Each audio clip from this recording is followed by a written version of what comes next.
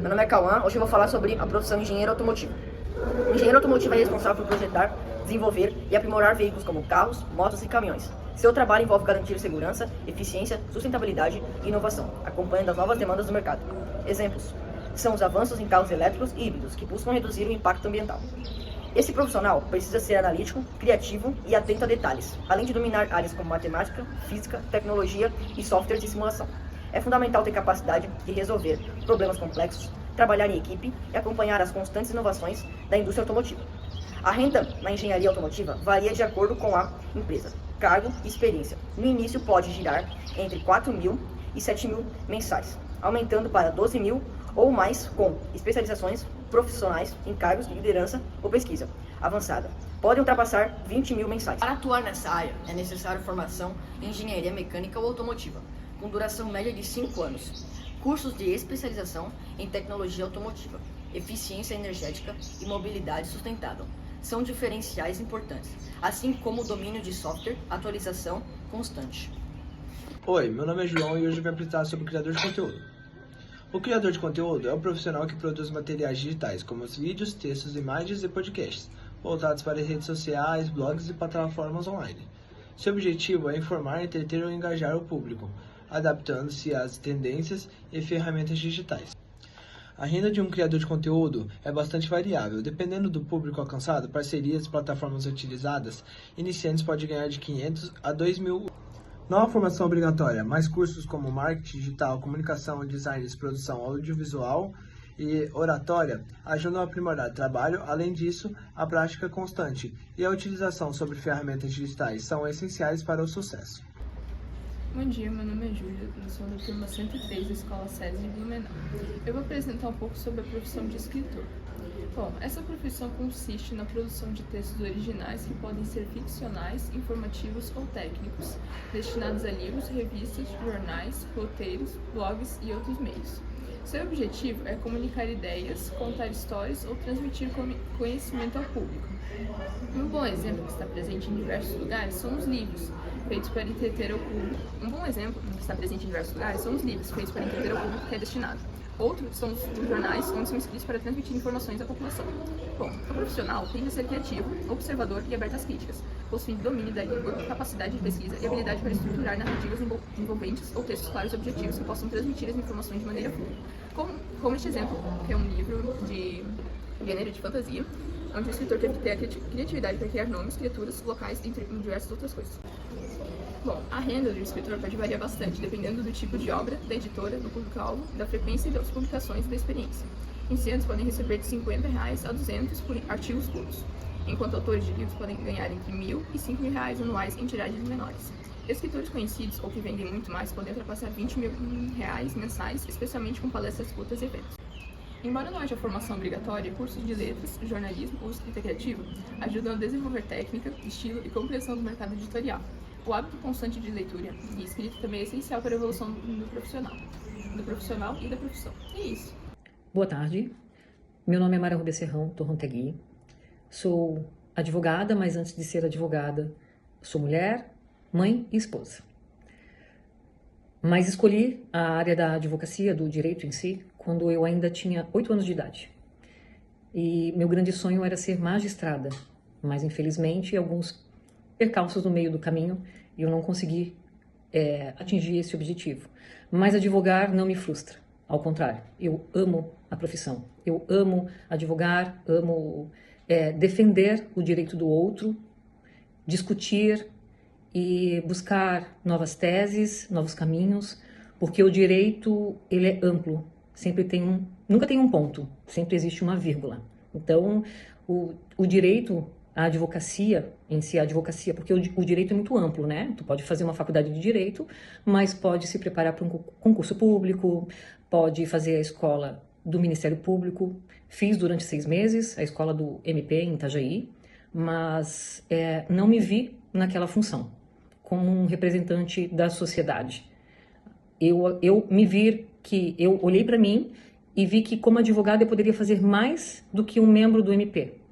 Porque o membro do MP ele fica muito conciso naquela função dele. E o advogado não, né? Ele sempre está na ativa e buscando outros caminhos. Eu atuo desde 2008, quando me formei. Muitos desafios enfrentei.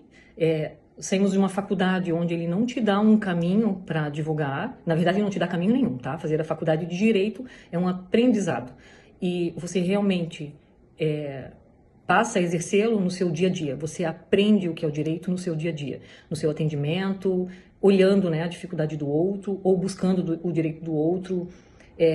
Caminhos que eu descobri ao longo da profissão, não foi a faculdade que trouxe.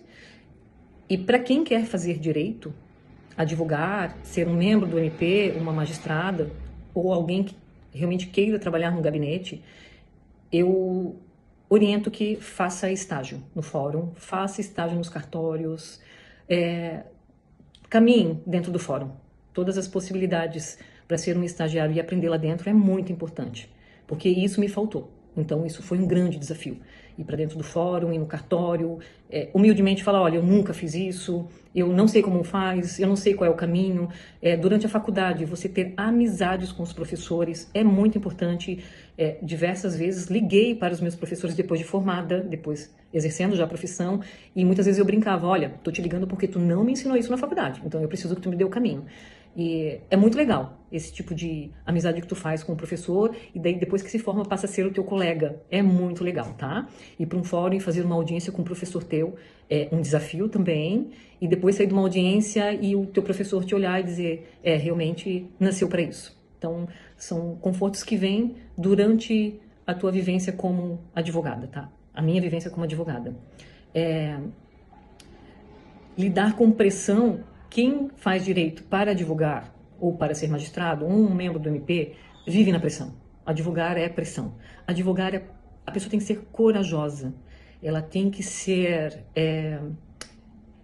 ela tem que ser... Como é que eu vou te dizer?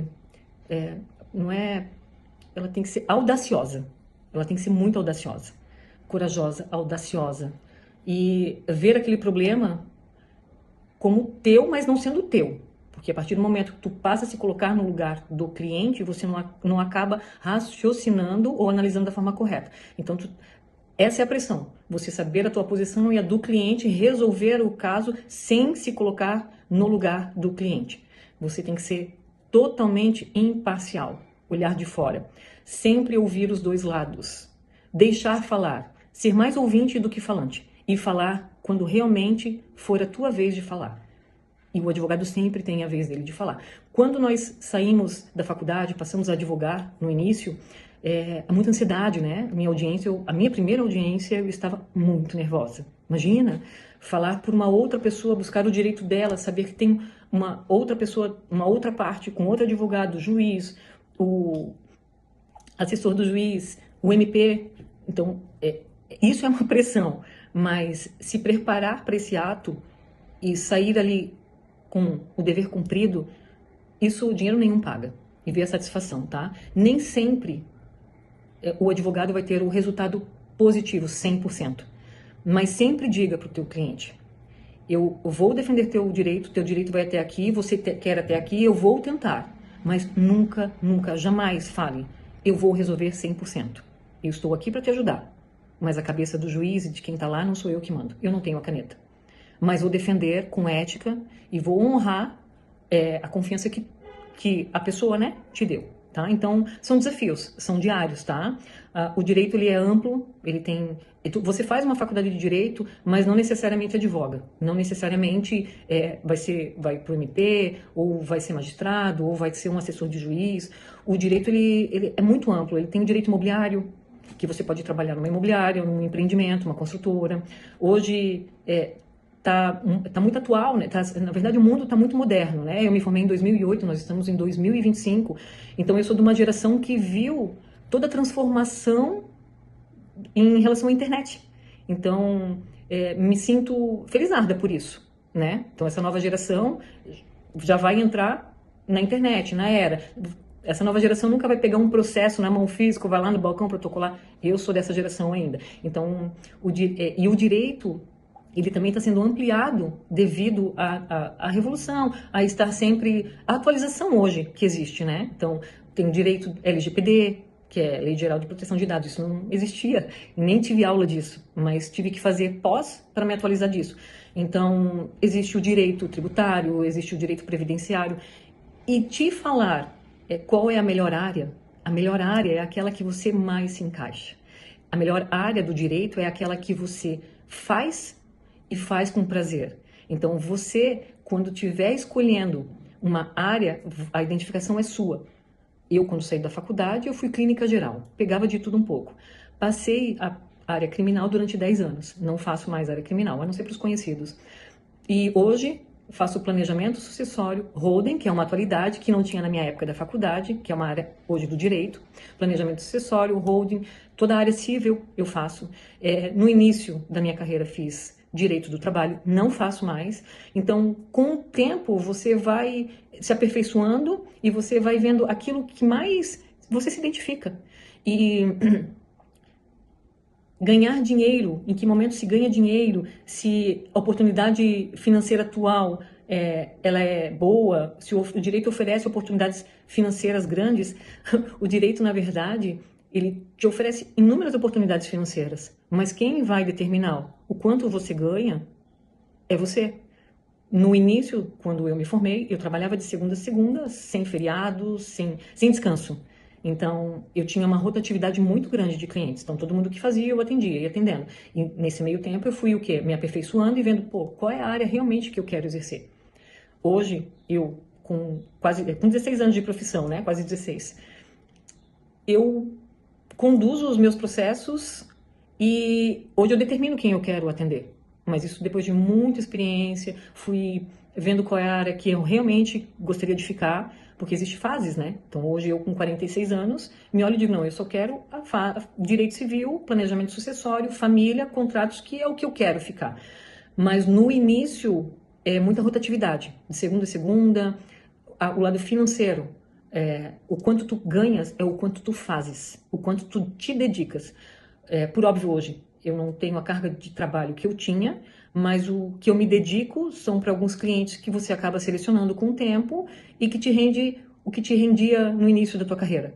Mas isso é uma conquista, tá? Ser advogado, eu acredito que o que mais enfrentamos é a conquista do nosso espaço. Conquistar o teu espaço, o respeito das pessoas. Não precisar bater na porta de ninguém, mas eles virem bater na tua porta porque alguém indicou, alguém ouviu falar de você. Isso é um desafio. E é um desafio gostoso, tá?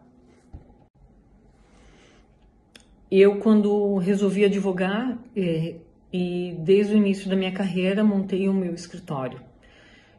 No início em sociedade com uma colega, depois de 2 anos eu montei o meu próprio escritório, fiquei sozinha, mas aluguei as salas para alguns colegas e até hoje, tá? Hoje eu trabalho sozinha com parcerias, tá? Hoje eu tenho uma parceira que trabalha comigo, não é minha sócia, eu tenho meu escritório, ela é minha parceira, tenho parceiros em outros escritórios, por exemplo, direito do trabalho eu não faço mais, então eu indico para um colega meu, são parcerias, tá?